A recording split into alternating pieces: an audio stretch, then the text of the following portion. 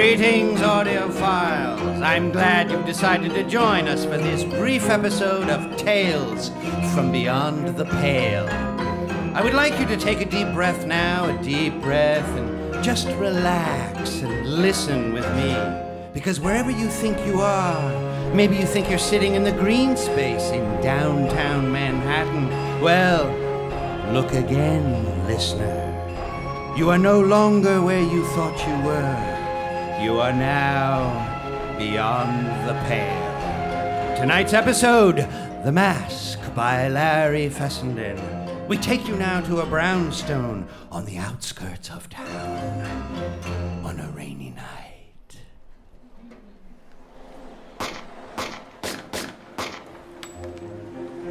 Well, did I hit you?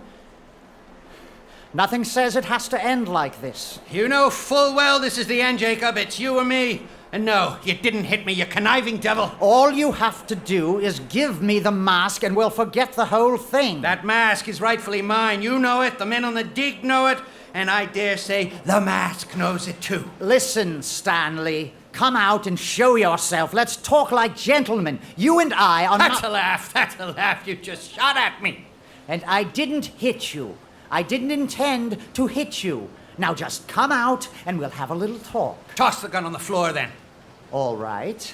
Well, do it. Fine. All right, I'm coming out. Okay. Slowly now. No surprises. So, here I am. What is there to discuss? Now that you've shot at me, you've proved for once and for all that you're unhinged. That mask is mine. You know it. And I alone found the mask. I alone know what it is capable of. You, like a fool, will try to sell it to the highest bidder. Your plan didn't work, did it? When you caused that cave-in, you thought I was done for. Well, you were wrong. I survived the collapse, was trapped in there, thought it was over. At first, I was stunned and afraid. But then, it started to dawn on me. That was no ordinary collapse. This was something you'd planned. You knew the south tunnel had been compromised in the dig. Mario said so. Couldn't have taken much to collapse the beams and leave me for dead. And you know how I knew? I haven't the foggiest idea. Well, Stanley, I searched my bag to see if there was any supplies that you could facilitate my rescue. And you know what I found? Not a clue. Nothing. The mask was gone. That's when I knew you had taken it. You had taken the mask and orchestrated the collapse and left me to die, buried alive. The whole scheme came to me like a fever dream. I know you after all, Stanley, like you were my own evil twin. Such hyperbole. The mask was my discovery. I told you about the tomb. I paid for the expedition. You tagged along uninvited like you always do. It was a mistake to leave me there without making sure I was dead. Once I'd found out what you'd done, I was determined to survive. It's what kept me going, to get out and to reclaim the mask. Jacob. May I offer you a drink? I certainly could use one. All right. I have some very good whiskey. May I? Go ahead. I was down there for 3 days.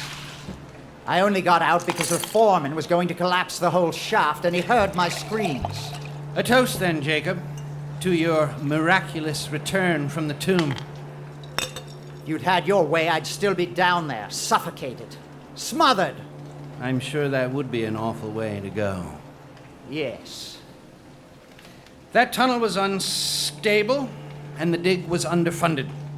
You're lucky to be alive. As for the mask, I freely admit to taking it because it was rightfully mine. You can't deny that. And where is it, Stanley? Where have you put our prize? I'm not sure that it would be a good idea for me to tell you. You seem to want to get your hands on it still. I don't have to ask where it is anyway, do I? It's obviously in your chamber of artifacts. Well, maybe it is. But where is the key? Don't play dumb. There is no key. It's a book you pull out in the study that moves a revolving door. Ah, you remember, Jacob. And yet, which book? I'm quite sure I didn't let on when I showed you the chamber years ago. Perhaps if we pour another drink, your resolve will weaken. You know you want to show it to me. You know the mask has cast a spell on you. Well, I'm not opposed to another drink.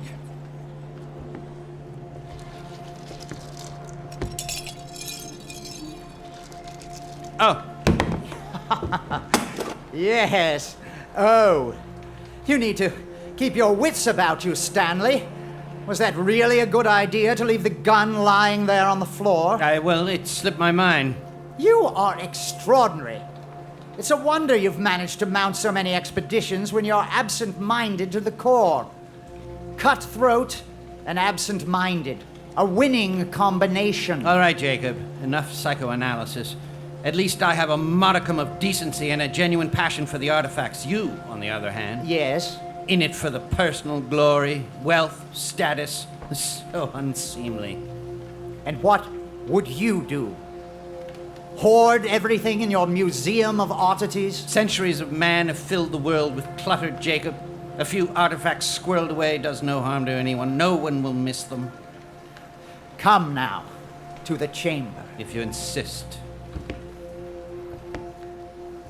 There it is. The bookshelf. And which book is it that will move the door? Well, can you guess? Book of the Dead? Owen Davies' Grimoire, perhaps? Or maybe some Pablum by Michael West? Or your beloved Agatha Christie? Ugh. Your mockery is hollow. You can only dream of delighting in the world as much as I do. Instead, you clamor for riches and rage against the inevitable. Open the door. I can tell you're stalling. You do know the mask has powers. Enough talk. Open the door. I'm only warning you because I have no idea what you think you're going to do with it. The door, Stanley. Very Open well, it. Very well, very well.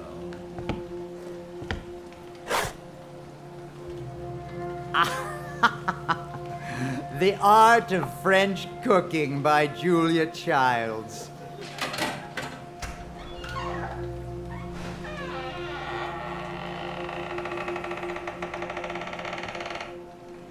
Inside. Ah. Fuller than I remember it. You've plundered a lot of graves, Stanley. You must have offended ancients of all kinds with your pillaging. I don't think you understand me, Jacob. In fact, you never have. It has been my mission to track down cursed and possessed objects and to entomb them here in this chamber out of the hands of fools like you. Oh, how noble, how delusional. And now, the mask. Where is it? Listen, I can and will shoot you. I've tried. What does it matter in the end? People don't change.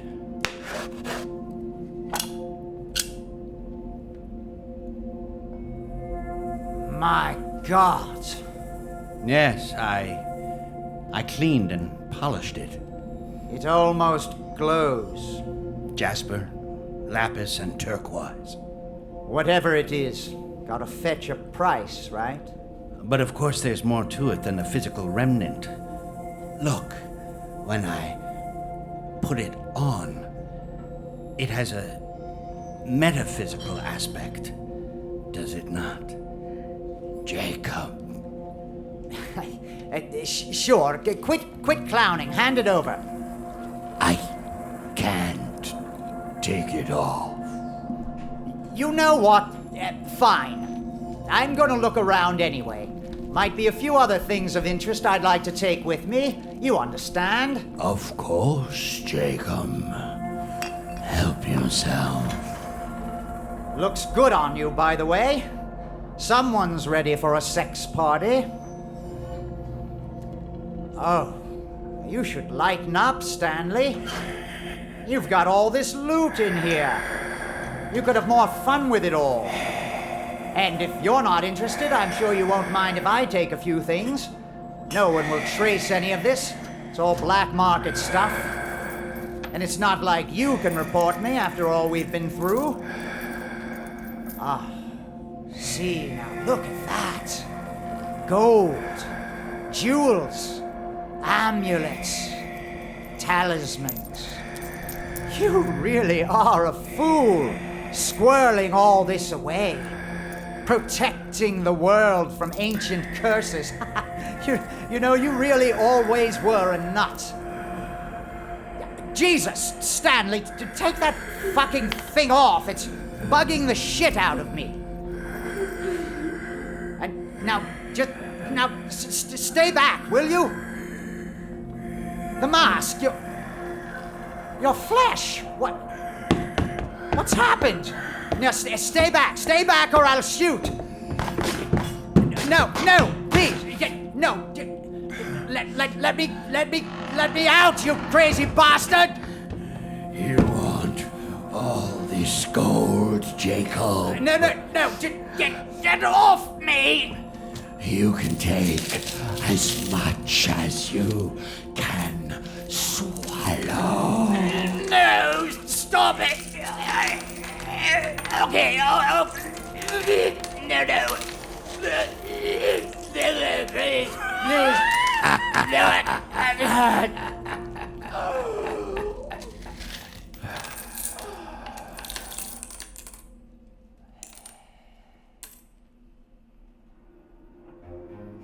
Well, like Stanley said, that's an awful way to go.